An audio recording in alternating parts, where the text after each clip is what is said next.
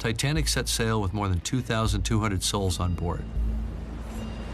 But just over 700 would survive the disaster. Some went down with the ship. Most froze to death, floating in the frigid waters of the North Atlantic, waiting for a rescue ship. Careful with your oars. Even with only enough lifeboats for 50% of the passengers and crew on board, could the crisis have been managed more effectively? Can anyone hear me? Let me pose a problem based on everything you guys know. Let's say I've got a time machine and I can teleport you back to Titanic 1 second after the ship has already hit the iceberg. You can do anything, but you've already hit the iceberg. So it's really an exercise in could the crisis have been managed differently if they knew what we knew? How would you have saved everybody?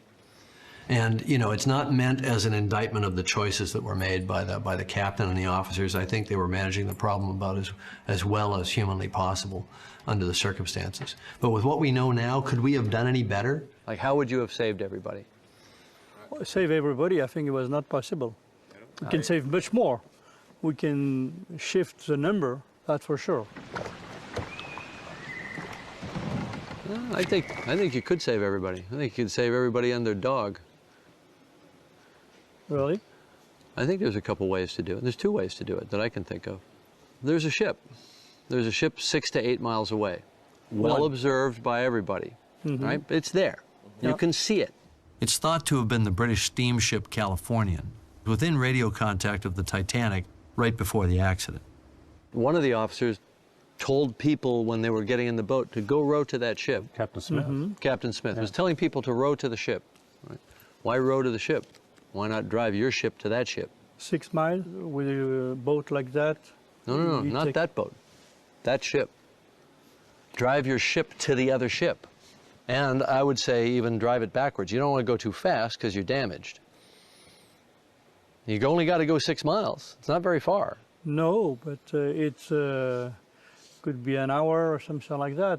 You drive it backwards, it's going to tend to plane up slightly and not add to the flooding.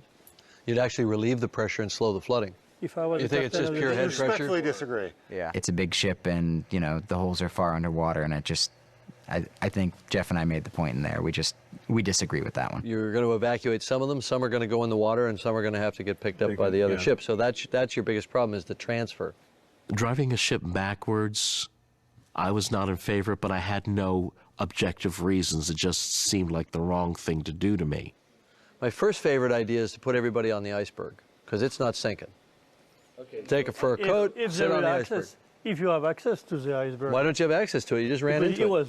You left it behind. A couple 100 meters away. It was sitting right there. If you have trouble convincing people to get into a lifeboat, They didn't have any trouble when they got up to boat 13 and 15. that was later. Yeah. That was later. How are you going to put 2,000 people on an iceberg that you know is pretty irregular, and how in the hell are you going to get them on top? What I would do, I think I'd be taking a chance on well, that. here's it's either that or the option. It's either that or cling to the stern, which is going down. Option 2. They had received reports for days that there was field ice, and they knew they were within 5 miles of it. Field ice, pack ice. Right. Yeah, now that you can easily walk right onto from any shell door, just drive the ship right into it. I would have headed northwest until I hit the pack ice. Much easier than But I climbing. mean, you have to sail. In this case, why you don't sail to the ship? To the ship, because of the transfer problem. I would prefer to be on the ship. Well, you know, it's just what if the ship turns out to be a 50-foot fishing sloop? How do you get 3,000 people on a 50-foot ship? I don't think we came up with any super brilliant ways to solve it. You know, there were a couple that might have worked if you were incredibly ballsy and just went for them. You could have spent your time fashioning rafts. That could be a possibility. That is with all the something. chair and stuff like that, but the people they will be a little bit in the water. You could go tear the woodwork off the first-class lounge. You did one guy who did take a uh, bunch of deck chairs and he made a raft out of it and survived, and that was it. Yeah, but we can put more on them. No, but that's one guy on his own initiative. If you had the crew concentrated on fashioning rafts from the carpenter's stores, I think that you cannot. I don't see that happening. You might have saved another 50 people. Some people have come up with the idea of gathering together a whole bunch of mattresses and lowering them over by ropes over the side, and they suck against because they knew from the inside where the breaks, where the leaks were. Ken had an interesting idea of putting mattresses down the side of the ship and trying to block the inrush of water into the boiler room 5 and boiler room 6. And I think as we argued it, there was some possibility that might have worked. So our model indicates that if you just lower the permeability in the holds and forward spaces enough, that you would reach equilibrium and you would never go down, or it would take hours and hours and hours and hours. So? So take all the life jackets on board, just all of them, and shove them down in those 4 compartments. You would lower the permeabilities really low. That's pretty scary. Like a ping pong ball. Yeah. Ping That's pong pretty ball. scary. But well, all you got to do is reduce like 20% of that total volume. I mean, that's a lot of volume. How do you but get it's them not. in? Because you could probably try to push them down. They keep popping. No, you put them in before the flooding. I like that. That is really cinematic. The risk of taking the life jackets off of all the passengers, saying we're going to do this instead. Well, they can live or they can die in the water wearing life jackets. Yeah.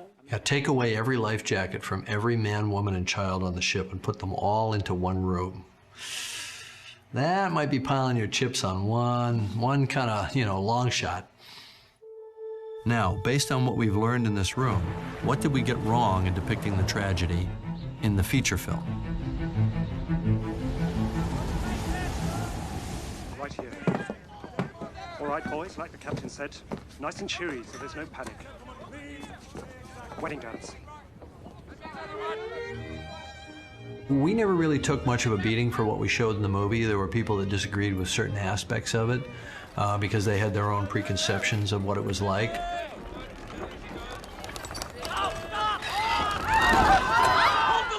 It was generally broadly well accepted in the Titanic community. I think it's really more that we're just hard on ourselves. Based on what we know now, what did we screw up in the movie? We didn't screw it up. We were basing it on what we knew at the time. Exactly. So I think, of course, Ken could give us a list about 100 things long. Are we just really nitpicking over physical things that we would do different with your sinking? What you would consider Not the nitpicking sets. and what I would consider nitpicking are two different things. Your broad strokes are my nitpicks. No, I'm talking about the sinking, the way you depicted the right. sinking. Okay, there's a mistake. There was a The broad list. strokes are very At accurate. one point during the sinking, there was a clear list where lifeboats were really scraping the side. They were trying to push with oars to even lower the boats. And that isn't depicted in the movie, so okay, that's something that could be changed if it were ever to be done. Yeah, the next time I build a 1.5 million pound set and lower it 4 stories into a tank, I'll make sure I get that list on there. Action! Boat 11, which is caught with the condenser discharge, is trying to row away while 13 is coming down almost on top of it, right behind that. And just about the time that 13 hits the water, 15 will be coming down on top of that. And the wash from that discharge washes 13 aft, right underneath 15, to the place where the passengers can reach up and touch the bottom of that 15 coming down. And they were panicked. They didn't know if they could hear them. But fortunately, they were able to release the falls on 13 just in time to row out of the way. And then 15 came down right where 13 had been just moments before. Can you hear me, Jim? They should be able to stand up and touch the bottom, and it shouldn't be really much lower than that. Thanks for your opinion. Now I'm going to make it exciting. What I told various interviewers during the marketing of the film was, I want this movie to be like you went back in a time machine and you actually were there for the sinking. That's how accurate I want it to be. Now, that didn't prove to be possible. What about the colors of the rockets?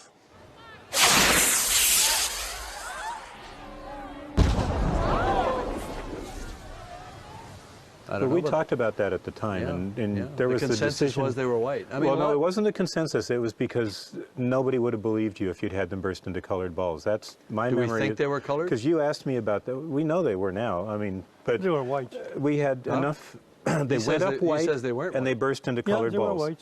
All of them. No. They went up No. white and burst into colored balls. Yep. Well, no, it wasn't a consensus. It was because could I have nobody would have documented believed you this if you'd here? had them. The only people who said they burst out into white balls were the officers. Can we put Parks' monitor up, please? Because this is something we did not know then that I now know. 2004, we found the box of rocket detonators. Right. And the interesting thing about this is there was a hole behind the brass cone of the detonator that was cut out to let you see the color of the balls that would come out of this white burst. This is definitely bluer and greener, and this is definitely warmer, redder, obviously white. What a discovery. That's pretty cool. So I wish we'd had that when we were making the movie. It would have made it look right. And so apparently they were sending up rockets that did burst into colored balls the way people remembered. He's got to go back and change everything he's ever written about the rockets. Ken's got to go back and redo every painting he's ever done, and I'd have to go back and redo the movie and change the colors of some of the rockets at least. Of course, what we all cling to is at least some of them were white. Well, how about the fact that all of your paintings and the movie show the elevation of the stern significantly higher than what we now know from this simulation? And we now know the angle of the ship's too high. It's dramatic, looks cool. So it's not like there was this equipoise, this moment of it just sitting there, even though we protracted it in the film and that's the kind of romanticized image of it. In fact, it would have just accelerated through that angle until it finally did that. It's not vastly different than what we've showed, just a little less dramatic. And I think that, we're constantly trying to take into consideration what eyewitnesses saw and how dramatic it was to them, how it felt to them, and how they might have slightly exaggerated things later in the telling of the story, as almost everyone would do. Bloody pull faster and pull! But we weren't wrong in broad strokes. The ship broke at the surface. We know that.